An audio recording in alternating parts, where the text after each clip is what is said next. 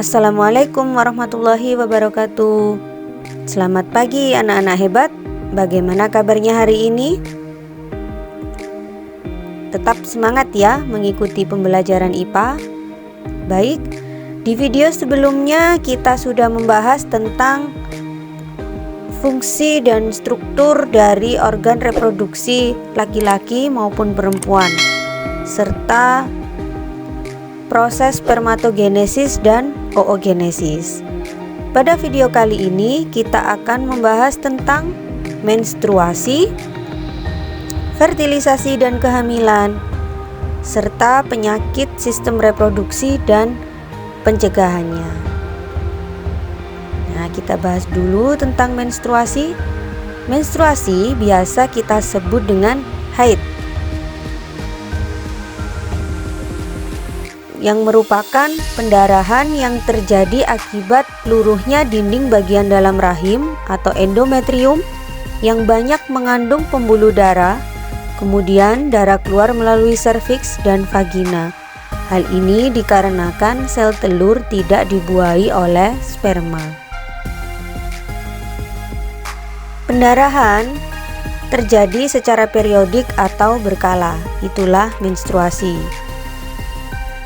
Siklus menstruasi umumnya berlangsung selama 28 hari, tergantung dari kondisi masing-masing orang.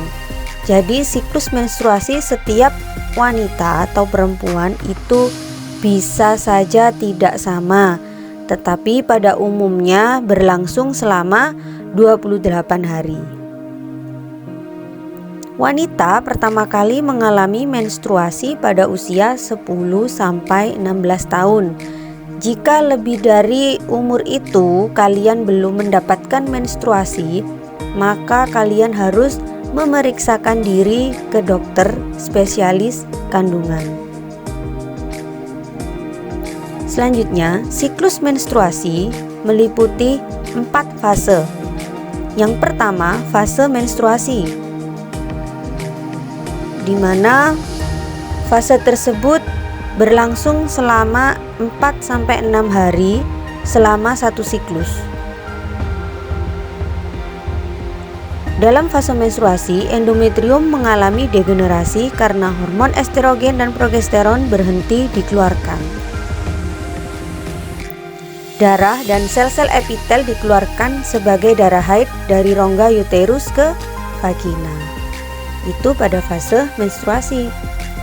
Fase kedua yaitu fase proliferasi atau praovulasi,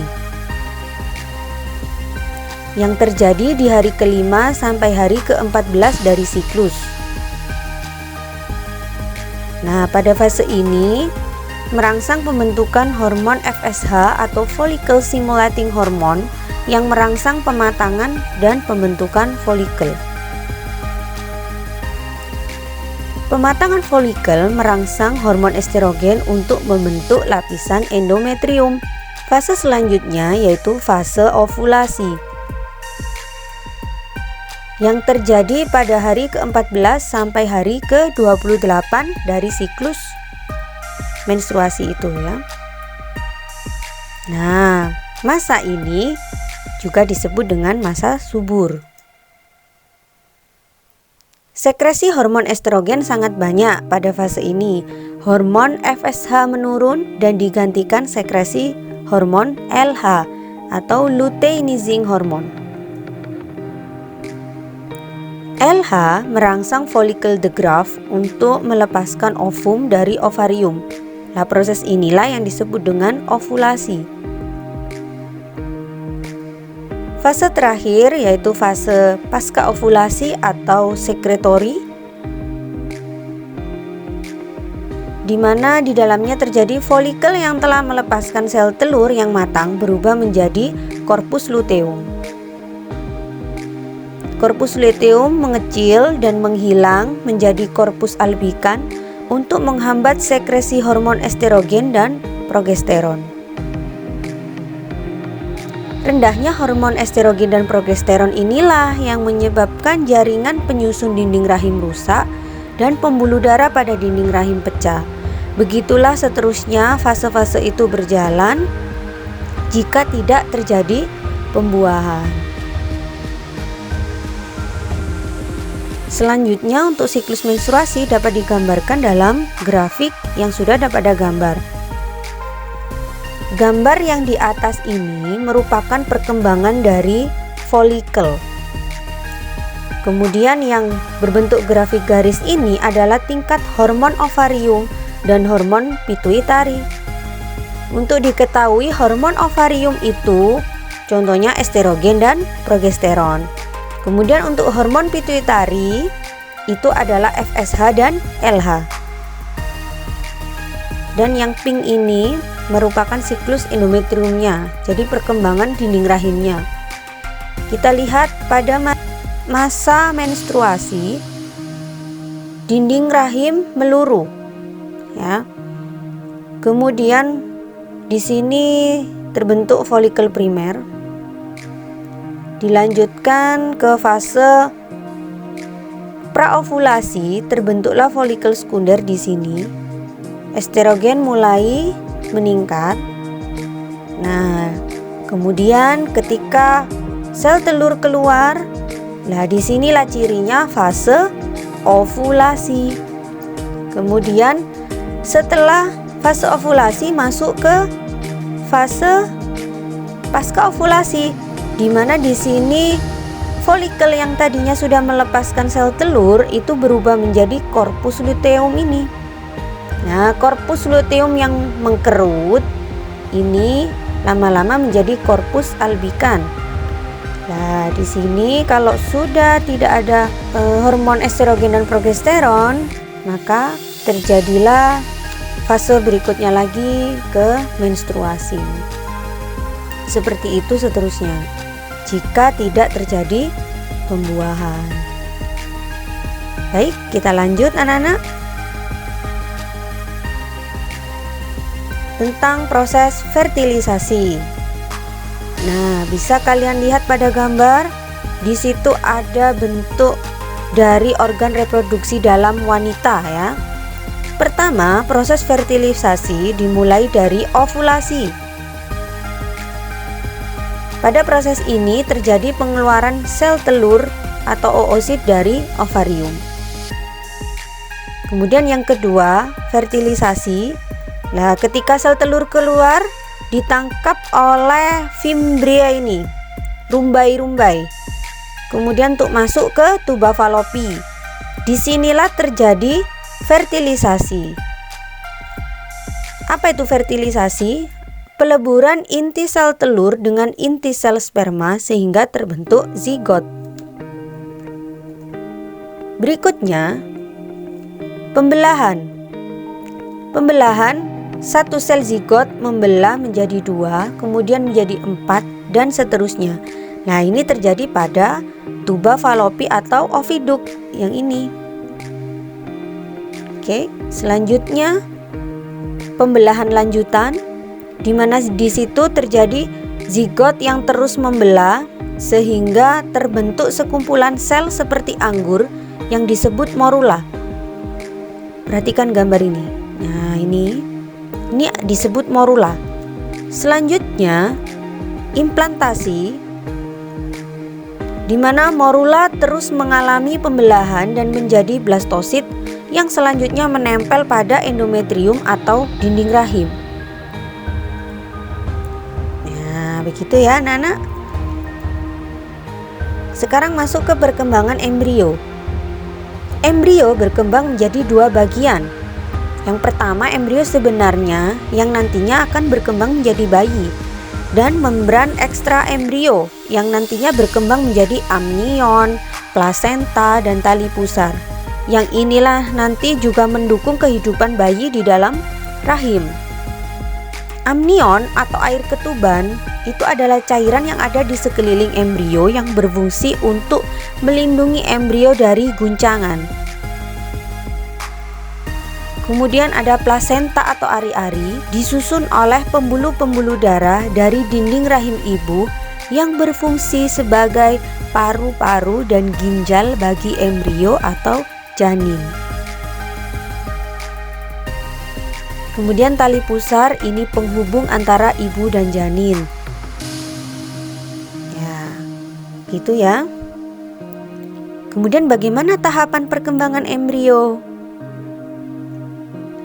Secara garis besar bisa dilihat dari gambar itu dari bulan pertama sampai bulan ke-9. Untuk lebih jelasnya lagi, kalian simak video perkembangan embrio atau perkembangan janin ketika ada di dalam rahim ibu.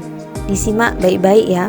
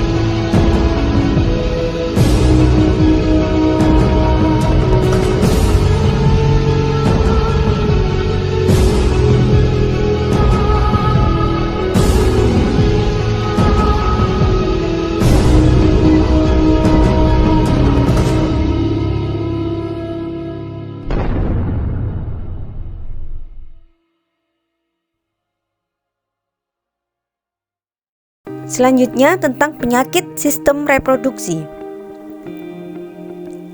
Yang terbagi atas dua, yaitu karena virus, contohnya herpes genitalis dan HIV/AIDS. Kemudian yang karena bakteri, contohnya sifilis, gonore. Nah, penyakit-penyakit itu ditularkan melalui hubungan seksual. Yang pertama, AIDS atau Acquired Immunodeficiency Syndrome. Nah, AIDS ini disebabkan oleh virus HIV atau kepanjangannya Human Immunodeficiency Virus. Ya, penyakit ini menyerang sistem kekebalan tubuh manusia, bahkan penyakit yang ringan. Penularannya bagaimana? Melalui hubungan seksual, kontak dengan darah yang tercemar HIV, atau bisa dari transfusi darah yang jarum suntiknya mungkin tidak steril ketika mengambil darahnya. Nah, jadi kalian kalau mau transfusi darah atau misalkan mau donor darah, nah itu kalian harus hati-hati, pastikan bahwa jarumnya itu baru, sehingga memperkecil kemungkinan kalian untuk tertular penyakit ini. Lanjut, herpes genitalis yang disebabkan oleh virus herpes, gejalanya gatal-gatal, pedih, dan kemerahan pada kulit di daerah kelamin. Nah, ini gambarnya ya, herpes genitalis. Yang ketiga, sifilis atau biasa disebut dengan raja singa disebabkan oleh bakteri Treponema pallidum. Luka pada alat kelamin, rektum atau anus, bibir atau lidah yang tidak menimbulkan rasa sakit, nyeri pada tulang, pembekakan getah bening pada paha, terdapat bercak merah terutama di tangan dan kaki. Sifilis atau raja singa ini termasuk penyakit menular seksual. Seperti apa sifilis? Lah, gambarnya seperti itu. Kalau di tangan, kemudian ada di paha. Nah, sangat ngeri ya lihatnya. Kita lanjut ke gonore atau GO, disingkat GO, yang disebabkan oleh bakteri Neisseria gonorrhoeae. Nah, gejalanya bagaimana?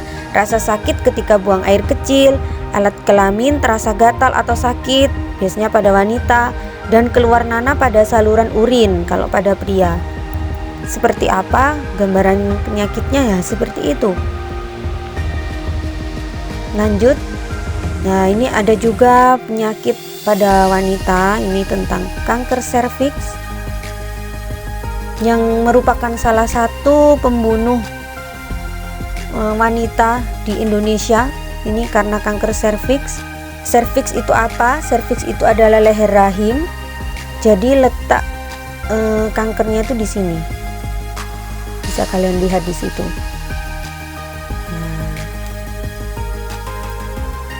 Selanjutnya, apa yang harus dilakukan untuk mencegah penyakit yang sudah disebutkan di atas tadi?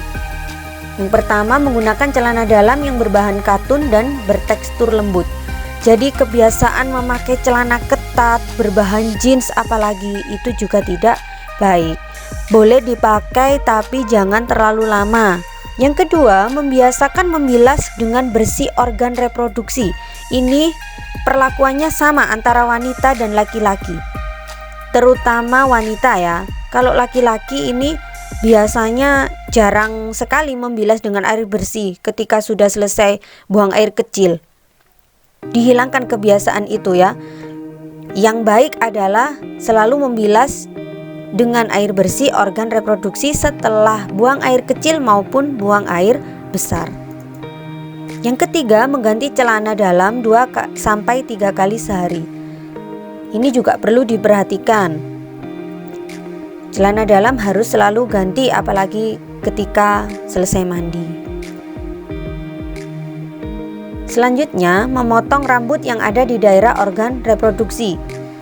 Itu bagus ketika sudah panjang, segera dipotong supaya mengurangi kelembapan yang ada di organ reproduksi. Yang kelima, bagi perempuan harus mengganti pembalut saat menstruasi minimal 4 jam sekali. Jangan menunggu penuh ya pembalutnya. Jadi setelah 4 jam kalau bisa kalian ganti pembalut. Kenapa? Karena lebih dari itu bersarang banyak bakteri ada di pembalut. Kemudian hindari menggunakan sabun pembersih daerah kewanitaan dan panty liner secara terus-menerus. Yang terakhir, rajin olahraga dan banyak mengkonsumsi buah dan sayur. Hindari makanan junk food yang terlalu sering. Itu bisa memicu timbulnya kanker. Jadi makanan yang tidak sehat itu dapat memicu timbulnya penyakit kanker. Demikian anak-anak penjelasan dari Bu Nanda untuk pertemuan pada video kali ini. Selanjutnya kalian dapat mengerjakan tugas yang sudah Bu Nanda share di Google Classroom. Terima kasih atas perhatiannya. Semoga bermanfaat. Tetap selalu menjaga kesehatan. Bu Nanda akhiri. Wassalamualaikum warahmatullahi wabarakatuh.